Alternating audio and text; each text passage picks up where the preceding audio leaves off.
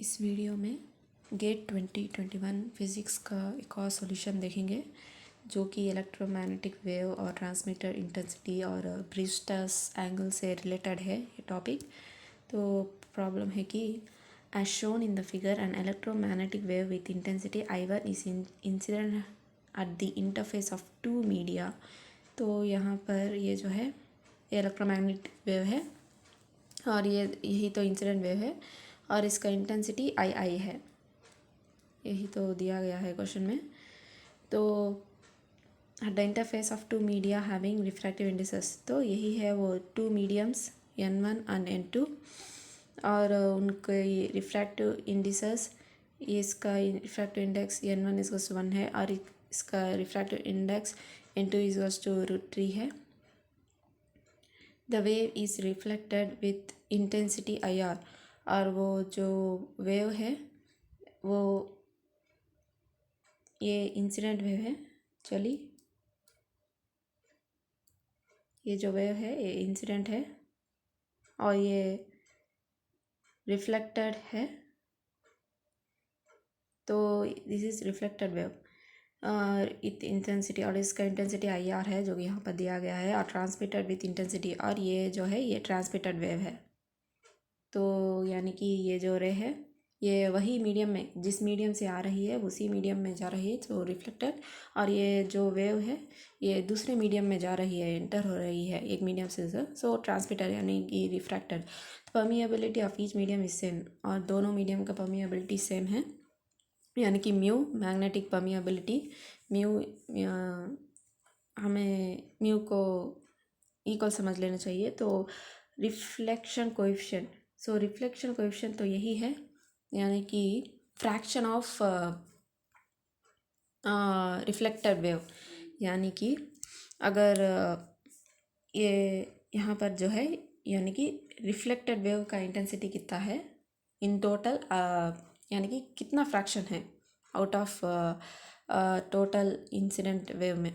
तो next transmission coefficient यानी कि IT/II, यानी कि कितना फ्रैक्शन है इंसिडेंट वेव में, कितना फ्रैक्शन ट्रांसमिट हो गया है, तो उसके बारे में हमें इंफॉर्मेशन देता है।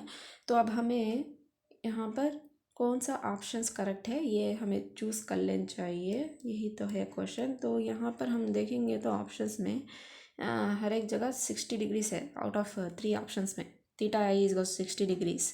तो अब हम θI इज 60 डिग्रीज में क्या होता है वो हमें चेक कर लेना चाहिए।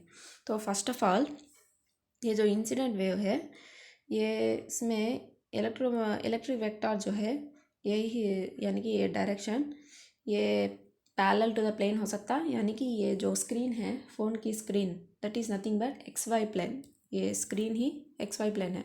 तो इस प्लेन में अगर ये पैरेलल होगा तो इलेक्ट्रिक वेक्टर, तो ऐसा भी हो सकता है, ऐसा भी हो सकता है कि वो परपेंडिकुलर हो इस प्लेन को, यानी कि परपेंडिकुलर टू स्क्रीन, तो ये इंसिडेंट वेव हो सकता है। तो फाइनली अगर ये ब्रीस्टस एंगल में इंसिडेंट होगा, ये जो इंसिडेंट वेव है θI is goes to Brewster's angle, तो क्या होता है कि जो कुछ भी पैरेलल टू द प्लेन है जिसका वेव वेक्टर्स यानी कि हमें पता है कि इलेक्ट्रोमैग्नेटिक वेव में इलेक्ट्रिक फील्ड भी होगी और मैग्नेटिक फील्ड भी होगी। तो ये इलेक्ट्रिक फील्ड यूँ है, तो और मैग्नेटिक फील्ड अगर वो यूँ होगी तो इस तरह, तो ये प्रोपगेशन वेक्टर का यानी कि इलेक्ट्रोमैग्नेटिक वेव का प्रोपगेशन डायरेक्शन है, इस डायरेक्शन में प्रोपगेट होता है इलेक्ट्रोमैग्नेटिक वेव। तो यहाँ पर ये जो इलेक्ट्रिक वेक्टर है, इलेक्ट्रिक फील्ड वेक्टर यानी कि जो ब्लू कलर में है, तो ये जो इलेक्ट्रिक फील्ड वेक्टर है तो इसका डायरेक्शन को ही हम यहाँ पर ये एरोस को रिप्रेजेंट कर रहा है। तो इलेक्ट्रिक वेक्टर जो है इस वेव फाइनली ये ट्रांसमिटेड वेव का इलेक्ट्रिक वेक्टर इस तरह parallel to the plane polarised हो जाता है, और ये अगर ब्रीस्टस एंगल में इंसिडेंट हो तो, और जो परपेंडिकुलर है electric vectors perpendicular to the direction of plane, तो वो इस तरह चले जाता है, यानी कि ब्रूस्टर्स एंगल में हमें ये दोनों सेपरेट हो जाएंगे, ये दोनों पोलराइज हो जाएंगे। ये तो complete parallel to the plane है और ये इसका electric vector perpendicular to the plane, तो यही होगा। तो अब हमें देखनी चाहिए कि 60 डिग्रीज में क्या होता है। तो first of all Snell's law को अप्लाई कर लेंगे, यानी कि n1 sin theta I is equals to n2 sin theta R, यानी कि इंसिडेंट, यहाँ पर इंसिडेंट जो है एंगल ऑफ इंसिडेंस तो यही तो है, this is the angle of incidence यानी कि थीटा आई, और एंगल ऑफ रिफ्लेक्शन यही तो है एंगल ऑफ रिफ्लेक्शन यानी कि theta T. So n1 theta I n1 sin theta I is equals to n2 sin theta T, n1 sin theta I to sin theta T. तो ये जो है ये इंसिडेंट रे है और ये जो है ये रिफ्लेक्टेड यानी कि refracted wave, angle of refraction. तो अब हमें so theta I is equals to 60 degrees substitute करेंगे तो यानी कि इंसिडेंट एंगल, तो यहाँ पर इस फॉर्मूला में तो sin 60 इज नथिंग बट √3/2, और n1 जो है हमें क्वेश्चन में दिया गया है कि n1 1 है और n2 √3 है, तो n1 1 n2 √3, और थीटा टी अगर हम पता लगाने देखेंगे तो sin 60 √3/2, √3 कैंसिल हो जाएगा, sin theta T is to half, यानी कि theta is to 30 degree, sin 30 is to 1/2, theta T is to 30 degrees यानी कि sin थीटा टी। तो हमें थीटा टी क्या आ गया है 30 डिग्रीज। अगर हम यहाँ पर फिर से देखेंगे तो थीटा आई इंटू थीटा टी यानी कि angle of incidence plus angle of refraction, तो एंगल ऑफ इंसिडेंस और एंगल ऑफ रिफ्रैक्शन का सम जो है वो 90 डिग्रीज आ गया है, 60 + 30 यानी कि ये 60 और ये 30। तो अब हम हर ब्रूस्टर्स एंगल्स में क्या होता है, अगर हम लाइट रे को ब्रूस्टर्स एंगल में इंसिडेंट करेंगे तो the reflected and refracted components are mutually perpendicular to each other, तो जो कंपोनेंट्स है ये म्यूचुअली परपेंडिकुलर हो जाएंगे, यानी कि ये रिफ्लेक्टेड और ये रिफ्रैक्टेड दोनों के बीच एंगल 90 डिग्रीज हो जाता है। तो यानी कि मतलब ये जो एंगल है, यानी कि ये जो एंगल क्या होता है 90 माइनस थीटा आर, यानी कि ये एंगल उतना हो जाता है क्योंकि ये जो है ये 90 डिग्रीज है। नेक्स्ट ये भी तो 90 डिग्रीज है, तो ये एंगल क्या हो जाता है कि 90 माइनस थीटा टी हो जाएगा, ये जो एंगल है ये 90 माइनस थीटा टी हो जाएगा। तो अगर हम यहाँ पर देखेंगे तो angle of incident 90 minus theta I और angle of refraction 90 minus theta T, दोनों का सम 90 डिग्रीज होने चाहिए। तो यानी कि इन दोनों के क्योंकि वो दोनों परपेंडिकुलर है, ये दोनों क्यों परपेंडिकुलर है, क्योंकि ये पैरेलल टू द प्लेन में है यहाँ पर इलेक्ट्रिक वेक्टर, और ये परपेंडिकुलर टू द प्लेन। तो अगर इलेक्ट्रिक वेक्टर्स पैरेलल परपेंडिकुलर हो गए तो वो भी तो परपेंडिकुलर ही होगा। तो बेस्ड ऑन डैट तो ये 90 कैंसिल हो जाता है और 90 इज इक्वल्स टू उस तरफ थीटा आई थीटा टी उस तरफ भेज देंगे तो theta I plus theta T is equals to 90 degrees, यानी कि हमें फाइनली क्या आता है कि theta I plus theta T 90 degrees, और यहाँ पर भी हमें theta T plus theta I क्या आ गया है फाइनली अकॉर्डिंग टू 60 डिग्रीज, तो 90 डिग्रीज आ गया, यानी कि 60 जो है वो ब्रूस्टर्स एंगल है। तो ब्रूस्टर्स एंगल में तो हमें फाइनली ये कंडीशन कंक्लूड हो जाता है, यानी कि अगर incident beam polarise parallel to the plane होता तो हमें थीटा इज इक्वल्स टू 1 आ जाएगा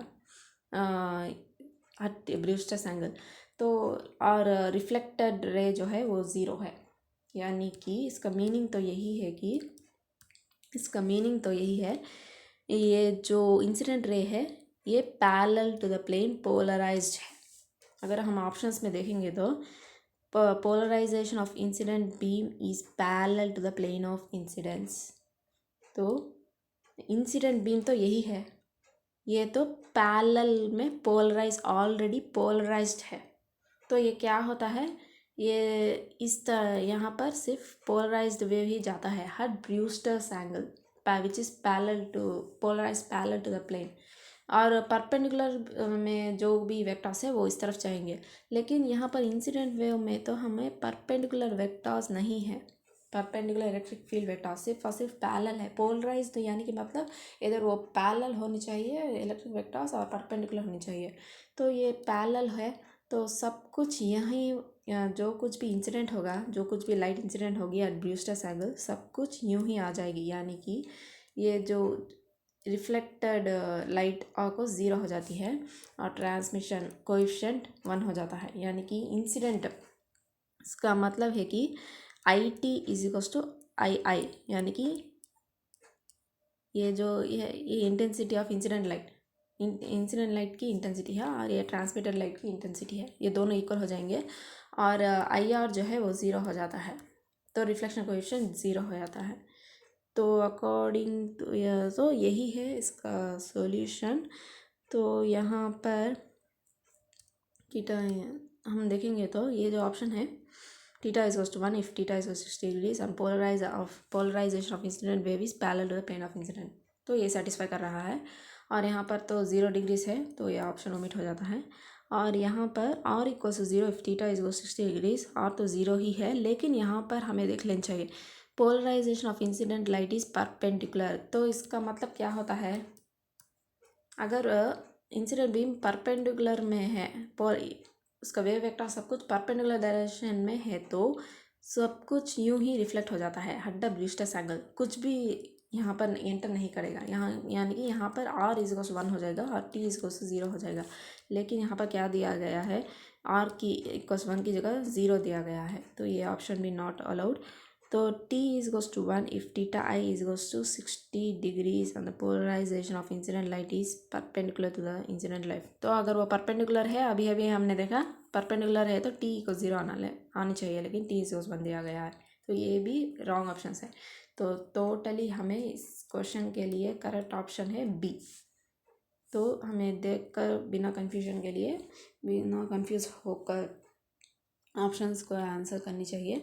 तो यही है सॉल्यूशन इस प्रॉब्लम का। तो थैंक यू।